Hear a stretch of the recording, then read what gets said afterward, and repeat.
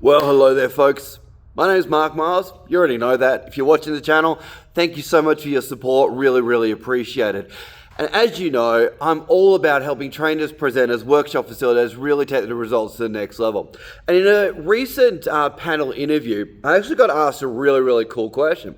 And the question was, how do you stay motivated? And how do you essentially enhance your results or enhance the results of your audience if you are delivering the same content over and over again? And how do you avoid being bored, so to speak, and emotionally checking out from your own delivery? And that was a really great question, right? Because a lot of times when we're facilitating, we're often doing the same unit of unit or skill set or skill or topic over and over again. And for us, it can be the 100th time, but for our audience, it's the first time. I'll say that again. For us, it's our 100th time. For them, it's the first time. And, I get it. I really do. Like, you're waking up and you're doing, this unit again, or this topic again and again, right? And it can be very draining. It really can. That's why self-care as a trainer is really important, right? But here's the deal. If you are looking at training as a show up and go through slides kind of process, you will get bored very quickly because you will see it as a very static process. Yet when you're actually training with a new mindset, a fresh mindset, you start to realize that training is actually the art and science of influence. It's the art and science of influence another individual to create change. And you judge yourself differently.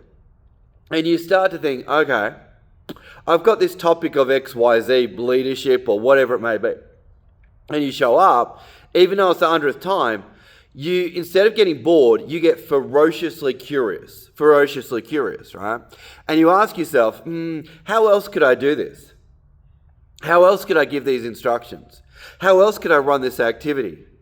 Who else could I bring into the mix? How else could I change this up to make it even more impactful, even more empowering? You see, we need to realize that training, workshop facilitation, is all about creating influence on an audience. And when we start to look at it that way, we start to get very curious. We also ask ourselves, all right, what other story could I tell in this moment to make it even more powerful impact? Or how else could I tell the same story I've told 50 times and make it even more engaging, even more empowering? How could I make the characters come alive even more, the emotional touch points? How could I do that, right?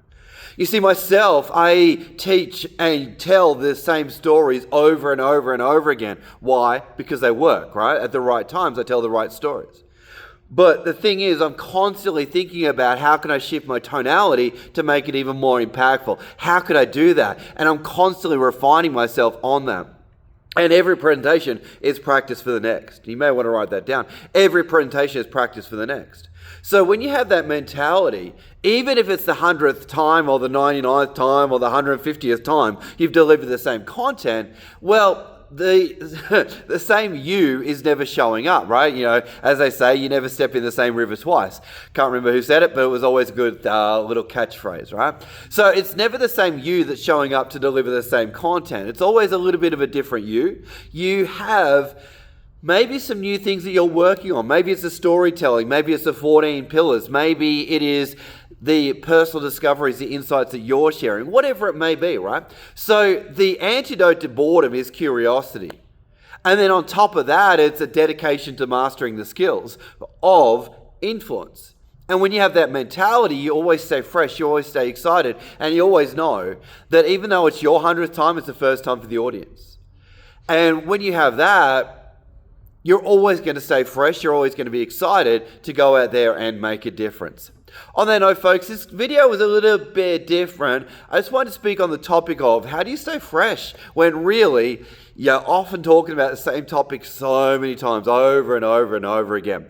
Hopefully you got some value from the video. If you did, like, comment, share. Let's get the message out there. Thanks so much, team. See you in the next one.